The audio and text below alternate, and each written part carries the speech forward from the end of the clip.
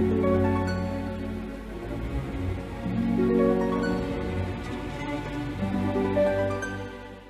Libra, saya dengan Madam Aza. Kita bacakan sekarang kartu tarotnya untuk Libra. Yang pertama adalah karir, bisnis, dan juga peruntungannya Libra.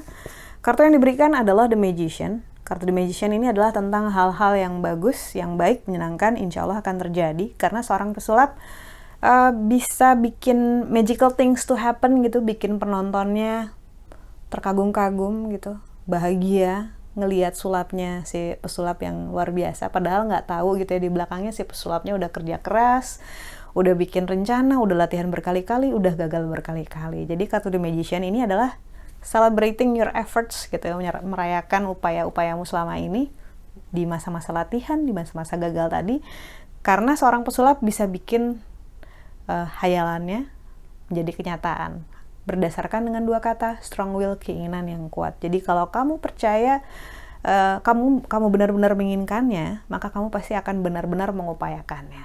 Kartu The Magician intinya kalau menurut saya dari satu kalimat, allowing good things to happen, mengizinkan hal-hal baik untuk terjadi.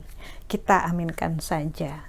Lalu untuk percintaan Libra, kartu yang keluar adalah Justice, keadilan. Somehow ya, the world will always find its balance gitu.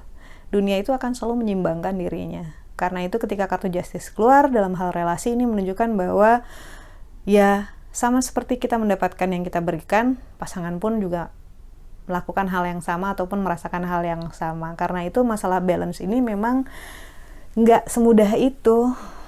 Dalam hal relasi, kita seringkali lupa untuk melihat dari sudut pandang orang lain, dari sudut pandang sekitar. Jangankan ngelihat dari sudut pandang pasangan, melihat dari sudut pandang keluarga gitu ya. Kita juga belum tentu bisa melakukannya.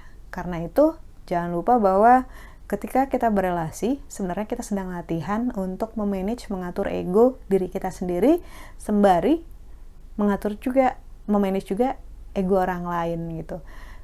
Kita nggak bisa selalu berharap untuk diberi tanpa kita memberi. Sama seperti kita nggak bisa selalu terus-terusan memberi tanpa belajar untuk menerima.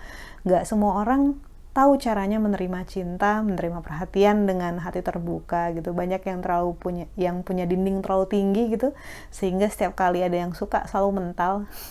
Kena dindingnya terus bingung lah, kok saya nggak dapat jodoh juga padahal sampai sekarang lah.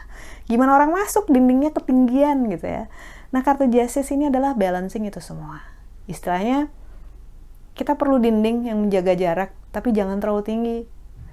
Kita perlu untuk memberi, tapi jangan berlebihan memberi juga, karena nanti pasangan takutnya nggak bisa ngasih sebanyak yang kita beri dan kita nunggu, dia juga overthinking karena nggak bisa ngebales gitu ya.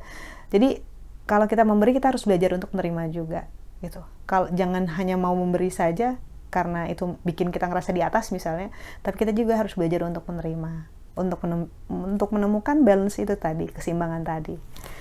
Lalu untuk nasihat, kartu yang diberikan adalah High Priestess. Ketika kartu High Priestess keluar, ini menunjukkan pendeta tinggi perempuan. Ketika kartu pendeta tinggi perempuan keluar, ini menunjukkan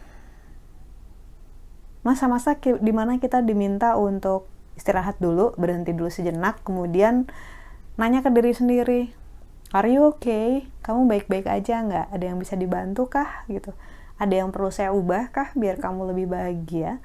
Karena kartu High Priestess ini erat kaitannya dengan masalah mental, dengan masalah spiritual, dengan hal-hal yang masa-masa di mana kita lagi mengembalikan diri kita ke jalan yang benar, ihdina siratal mustaqim gitu ya.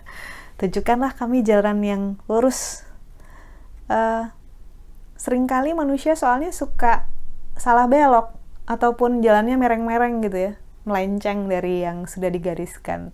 Nah, pada saat kita keluar dari garis yang sebenarnya, jalan yang lurus, sebenarnya di dalam diri kita itu ada alarm, ada kompas yang bunyi-bunyi gitu. Hati kecil yang bilang, nggak boleh gini, jangan gitu, nggak bagus, kamu kan orang baik, nggak boleh mikir kayak gitu, nggak boleh bertindak seperti ini, gitu. Contohnya seperti itu. Nah, ketika kartu High Priestess keluar, itu sebenarnya kita lagi disuruh nanya, ini kita bener nggak sih jalan yang di sini?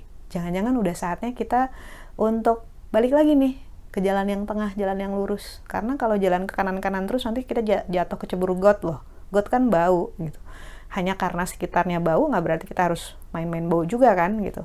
So, kartu High Priestess ibaratnya meminta kita untuk stop our denial gitu ya, kalau misalnya kita lagi dalam fase tersebut, dan melakukan hal yang paling baik, paling bijak, paling menguntungkan buat kita, nggak cuma di masa sekarang, tapi juga di masa depan. Ini kayak kita lagi masuk checkpoint nih. Bener nggak nih kita yang udah kita lakukan? Arahnya masih bagus nggak nih?